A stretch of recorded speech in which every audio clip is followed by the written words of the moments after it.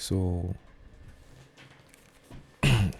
as a producer, you face a lot of judgment. You face a lot of judgment, a lot of monitoring. Like as a creative, like in the creative space, as an artist or anything like that. So you are in the public eye because you are a public figure. So with that comes a lot of energy, it comes a lot of pressure to live up to what the expectation of the public is, and that's just the game. That's just how it is. So it takes a toll on your mental health. It takes a toll on your creative work, because then the input of the creativity is with an ulterior motive, or there's a subconscious desire to live up to what you think the public eye is looking for. So let's hear what Rick Rubin has to say. Dropping some gems. At the outside, very much, I look inward and try to focus on what do I feel, what am I seeing, in the hopes that by so number one, like the feeling, because as a producer, I'm gonna speak from a producer's standpoint. This is what it's all about. So the feeling is the most important thing, because the listener, ultimately, when they listen to your production, they will feel they don't have the technical skill to assess the song. It comes down to one decision: do I like it? Don't I like it? And the thermometer, the instrument to determine that, is the feeling. So the feeling that you put in is the feeling that is then experienced. Okay, let's go. sharing what's going on in me, it maybe resonates with someone else. I can't predict what someone else would like. And I don't think anybody can. So if I'm authentically true to myself, that's the best chance of someone else liking something. People like to be accepted. People want to be accepted. So I also wanted to speak about authenticity, because for me, it's like your intuition. Say you are given a plate of food. When you take that first bite, you already know whether you like the food or not. You take the bite and you're like, I like it, or I don't like it. And this applies from the perspective of the producer and the consumer. But the producer has a greater responsibility to deliver, So for me, in the genesis of everything, when you start your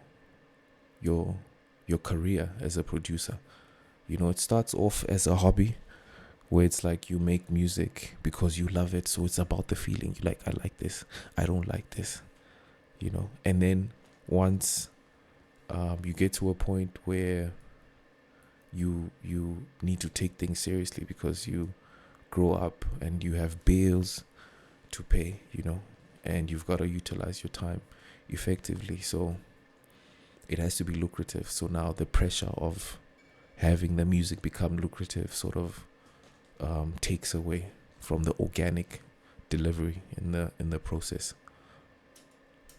And I'm suggesting in the book that the best way to be accepted is to be yourself. It's not to change yourself to what someone else thinks.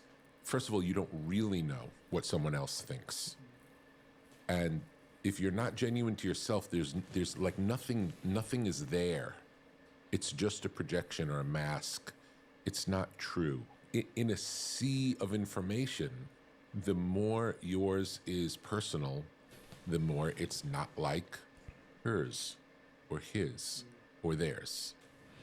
And I also want to add, like, for things to be personal or authentic doesn't mean exposing your life on social media, or exposing things that are not supposed to be. That's not authenticity. It's the intention in in operating in an environment that you understand. You know, the effective marketing strategies that will ensure that you have an outcome, that you have the desired outcome and you meet your targets. So this is also an organic space where you as a creative project, or you deliver, or you release a song, and then the public reacts. Some people might like it, some people might not like it. But Rick Rubin also says the best art divides the audience. It's either like it's so abstract, but in a fire way that then it's like, oof, what is that thing that you did? It's like how it was so abstract and so daring, so dangerous that it became so fire, and so recognizable and so organic. So it's about taking that risk and being organically yourself, because you are one of one, unique. No one can do what you do. So take that organic material and project it, and that's how you make it happen. So the intuition is the compass, it's the thermometer, it's the instrument that determines whether the expression that you just gave is authentic or not. And if it's authentic, whether people don't like it or don't like it, doesn't matter, because you really like it, in a real way. It's yours. Yeah. There are these different points of view around us. If we're all thinking the same thing, it's boring. Why would we make anything if everyone thinks the same thing? What makes us interesting are the differences. And even the imperfections. The imperfections are what makes us humans, what makes us what we are. As we get new information, we have to evolve. How can we live in an old belief? If you believe the same thing that you believed 20 years ago about everything, I don't know that you're living. And I just wanted to highlight that a belief is accepting something to be true, especially without any evidence. So when you say you believe in something, you need to understand that you are accepting something as true without any evidence. So you can never prove the authenticity or the realness of what you believe. So then belief becomes more flexible, and you can change your perspectives on sound and why people like certain things, and you become more open-minded because you're not in a rigid space. There's so much middle of the road, and it doesn't interest me. I want it because it's louder, quieter, softer, harder. It's pushing some boundary. That's why I take notice. It's not more of the same. It's not just another. It's the one that makes you like, you stop and, did I really hear that? Did I really see that? What's going on here? What you see a movie where you have to lean forward and pay attention, like, what's happening? It's not just the audience's hand is being held and walk through a story simply. I like the it has to be complexity and confrontational. Difficulty. It has to be edgy. Me as the viewer to participate in what's going on. I'm not just being carried along. If I like it, that doesn't mean anything. That's what people think. It's like, just because I like it, that doesn't give it any value. Like, as an artist, if you like it, that's all of the value. That's the success comes when you say, I like this enough for other people to see it. Not other people like it, so it's successful. That doesn't mean anything, because that's other people liking it is out of your control. All that's in your control is making the thing to the best of your ability. I talk about it. So the residual self-image, how you see yourself, and the confidence you have in yourself, lies in the skill taste gap. You need to not have a gap between your skill and your taste. So your taste is your intuition, your thermometer that says, I don't like this food. right? And then now, if you also cooked the food, that's the scale. So that if you don't like the food but you cook the food, there's a gap in the scale and the taste, because you don't like your own food, and your taste is great, you know. It's great, you know, like you can give really fire food recommendations and like fire song recommendations to your, you know, but then you can't produce the same level of stuff that you like. So you need to have that radical acceptance and honesty, and then work on closing the gap, you know, by getting new plugins, new sample packs, new sounds, learning how to mix, how to master, sound design, and learning how to become a fire producer in order to close the gap, so you can like your own stuff. Usually the way I talk about it is greatness. And that's the way I thought of it my whole life. Was my interest is in making something great. Greatness, lasting greatness, timeless. And I came to realize recently it's all an offering to God. And if you're making an offering to God, you're not thinking about, oh, what's the budget? Or I hope this segment of the audience is going to like it. We don't think like that. It's a higher vibration.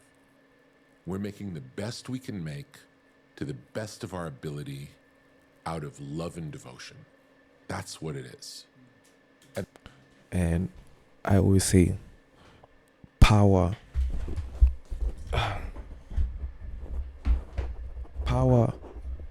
is only felt in expression. And if there's no expression of power, then there is no power. And there is no, I'm changing it for someone else, because it can't be better than this devotional act that we're doing. There is no higher form. Most of the artists I work with don't read any criticism or reviews of their work, good or bad. Most. Some do. And I would say the ones who are the strongest in who they are can even read a terrible review and laugh at it. And that make So with this now, say like you do an experiment where you produce something, and I've done it many times where I produce something and then I'll be like, yo, listen to this new black coffee, right? And then they're like, yo, you know, coffee is on that new, you know, is fire. And then as soon as I reveal that it's mine, all of a sudden then there's like, nah, I think, you know, that shaker there needed to, you know. And I think there's something called like a creative license that you gain, you know, after like a certain display of reliability. Like you've done like a couple of releases where we can trust that, nah, you know, you the guy. Every time you drop, you know, then you attain this creative license where like we trust you, because like you could go to an abstract space, but then it still works, but so abstract. I think that's something that Kanye West does really well, where he can go into like an abstract space, but when you listen to it, it's still fire. Or it's either you really love it or you really hate it, but then it's like from a technical perspective, it still works, you know. makes sense, because when someone gives you criticism, it's telling you as much about who they are as what you've made. It's like we make things and then we make it with one through our filter, our perspective. And then you receive it through your filter with your perspective. So even if we both like it, we probably don't like it the same way for the same reasons. We all have our own relationship to it. Everyone has their own relationship to it. So any of these metrics of which is better, like the idea of the Oscars or the Grammys where we're saying which album is better than another. It doesn't make any sense to me because it's always apples and oranges. Yeah, it's apples and oranges, but then like comparing the music to food. Like there's the most fire food, like and a preference in terms of eliminating the genre but retaining the emotion. What has the most potent emotion? That sort of like unifies the the method in which we judge. The only people who we can honestly compete with is ourselves. It's like, is this the best I can make today? Have I gone further than I've gone before? That's all we can do. That's the only competition that makes sense, is continuing to evolve and push ourselves artistically and not get complacent, especially in success. It's easy to get complacent once something works. It's like, I'll just keep doing more of that.